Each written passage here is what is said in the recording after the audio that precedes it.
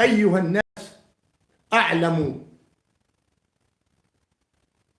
إنك لم تكن شيء وأصبحت شيء، ومهما تطلع ومهما يطول عمرك فإنك حتصبح شيء،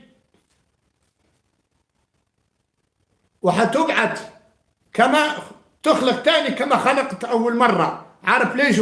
حتى تحاسب على ما فعلت في هذه الدنيا.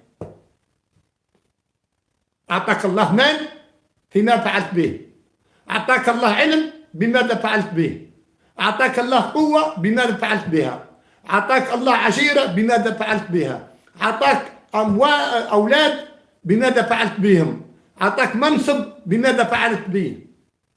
وما علاش البعث؟ حتى كان ولا مؤاخذة عندك شاه والله